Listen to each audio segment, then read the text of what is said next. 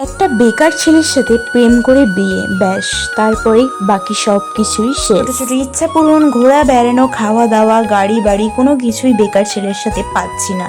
তাই আস্তে আস্তে পুরোই ভেঙে পড়ছি, কি করব কিছু বুঝতে পারছি না। এরকমই অনেক ধারণা তোমরা মনে পুষে রাখো, সেই ধারণার উত্তরই আজকে আমি তোমাদের সাথে শেয়ার করব বলে চলে এসেছি। প্রথমেই আসি বেকার ছেলে আর কাজের ছেলে, দুটোর ফারাক তোমাদেরকেই কিন্তু বুঝতে হবে। বেকার ছেলে, তোমরা প্রেমটা যখন করেছিলে তোমরা কি দেখেই করেছিলে যে তোমরা বেকার ছেলের সাথে প্রেম করছো?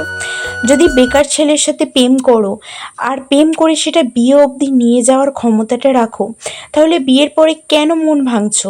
এর গাড়ি আছে, ওর বাড়ি আছে, আমি একটা বেকার ছেলের সাথে প্রেম করেছি। তার আগে বলি, তোমরা বেকার ছেলেকে বিয়েটা কেন করেছো? বিয়ের মতো এত বড় একটা সিদ্ধান্ত, যে ছেলে কোনো কিছু করে না, সেই ছেলের এমন কি দেখেছো যার কারণে সে কিছু না করার সত্ত্বেও তাকে বিয়ে করে নিয়েছো? ভালোবাসা না এরকমে কখনো হয় না। সবাই বলে না ভালোবেসে সব হয়ে যায়, হ্যাঁ ভালোবেসে সব হয়ে যায় যদি দুজন দুজনার কাঁধে মাথা দিয়ে, দুজন দুজনার হাতে হাত দিয়ে সবটা করি। যদি আমাদের মনে অনেক রকমের আশা থাকে, আমাদের গাড়ি হবে, বাড়ি হবে, সব হবে, তাহলে তুমিও কখনো কমফর্ট জোনে থেকে কিছু করতে পারবে না। আর বেকার ছেলের হাত ধরলে এইগুলোও কিছু বুঝতে পারবে না। তোমরা যখন প্রেম করছো বা যাকে ভালোবাসছো, তোমাদের দেখে করা উচিত যে সে কি কোনো কাজবাজ করে। দেখো, আমার কাছে এটা ম্যাটার করে না যে তার কত ইনকাম 2,000, 3,000, 4,000, 5,000 হতেই পারে, বাট সে কি খাটুনতে না বেকার, এটা তোমাদেরকে দেখতে হবে। অনেকেই আছে যারা কাজ করতে পারে না, এটা দেখতে হবে যে সে কী জন্য কাজ করছে না। অনেকেই অনেক রকমের জিনিসের জন্যই কাজ করতে পারে না, তোমাদেরকে এটাও নোটিস করতে হবে যে সে কেন কাজ করছে না।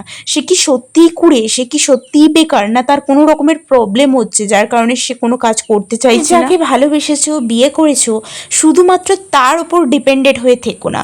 নিজেও কিছু করো, নিজেও তার পাশাপাশি তাকে সাহায্য করো, তার কাজে লাগার চেষ্টা করো। তাতে দুজনের ভবিষ্যৎটা অনেক সুন্দর হয়, কারণ একটা ভবিষ্যৎ তখনই সুন্দর হয় যখন আমরা দুজন দুজনকে সেম এফোর্টটা দিই। তাই তোমাদেরকে আবারও বলবো, তোমরা অবশ্যই দুজনেই কাজ করার চেষ্টা করো, দুজনেই দুজনের ইনকামের রাস্তাটা বার করো। নয়তো একটা বেকার ছেলের সাথে সত্যিই সারাটা জীবন কাটানো অনেকটা মুশকিল। একটা সময় পর যখন তোমরা ভালোবাসার পাশে দেখবে কোনো কিছুই তোমাদের ইচ্ছা পূরণ হচ্ছে না, ঠিকমতো খেতে পড়তে পারছো না, তখন আপনি সত্যিই ভালোবাসা বেরিয়ে যাবে, এটা স্বাভাবিক ব্যাপার। বিয়ের আগে এইসব কিছুই মনে হয় না। অনেকেই বলে যে ভালোবাসলে এইসব কিছু দেখে হয় না। আমি বলবো ভালোবাসা সব কিছু দেখে শুনেই হয়, কারণ আমি কাকে ভালোবাসছি, সে কি আমাকে আদেও ভালো রাখতে পারবে? সে কি আমার সব ইচ্ছা, সব স্বপ্ন পূরণ করতে পারবে? সে কি আমার কোনো কথার দাম দিচ্ছে? এগুলো অবশ্যই দেখে নিতে হয়, ঠিক আছে?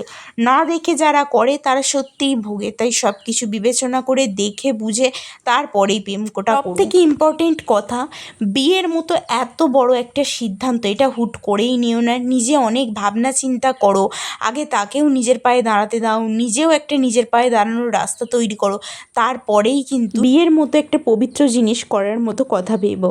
নয়তো বিয়ে করে শুধুমাত্র সম্পর্কটাকে নষ্ট করো না। সম্পর্কের সবথেকে মূল জিনিস হচ্ছে এফর্ট, সময় আর প্রচুর প্রচুর বোঝাপড়া, কম্প্রোমাইজ, এগুলো নিয়েই কিন্তু একটা সুন্দর সম্পর্ক তৈরি হয়। সেই সম্পর্কটাই আমাদের যখন বাস্তবায়িতে পরিণত করতে হয়, তখনই আমাদের অনেক কিছু ভেবেচিন্তে দেখা দরকার। আমি যে মানুষটার সাথে থাকার সিদ্ধান্ত নিয়েছি, সে কি আমাকে ভালো রাখতে পারবে?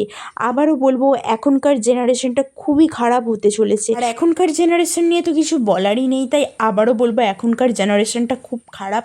সব কিছু খুব ভেবেচিন্তে নিও। বাড়িতে যদি ছোট বাচ্চা থাকে, তাকে অবশ্যই মোবাইল থেকে দূরে রেখো, তাকে যতটা পারবে ভালো করে সুশিক্ষাটা দেওয়ার চেষ্টা করো।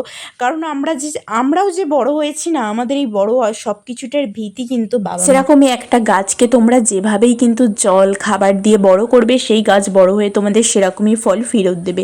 সেই জন্য গাছের ভিতটা আগে ভালো করো। গাছের ভিত যদি ভালো হয়, গাছ ভালো হতে বাধ্য হবে, সাথে ফলটাও ভালো হবে। তাই আবারও বলবো, এখনকার জেনারেশনটা খুব খারাপ। ফোন থেকে প্রত্যেকটা বাচ্চাকে দূরে রাখো। আর সব থেকে মোস্ট ইম্পর্টেন্ট কথা, বাচ্চাদের যখনই ভুল কাজ করবে তখনই তাদের একটাই জিনিস বোঝাও, বলো। বেশি তাদের ওপর অত্যাচার করতে যেও না, যেটা করবি না ওটা করবি না। বাচ্চারা সব সময় দেখবে যে জিনিসটা তোমরা করতে বারণ করবে সেটাই করবে। তাই আমি আবারও বলবো, এখনকার জেনারেশনে হুট করেই একটা সিচুয়েশনশিপ বা রিলেশনশিপে থেকে যেভাবে সিদ্ধান্ত নিচ্ছ, অবশ্যই বাবা মায়ের সাথে পরামর্শ করে তারপরেই সিদ্ধান্ত নিও। পরের এপিসোড কী নিয়ে দেখতে চাইছো ঝটপট বলো।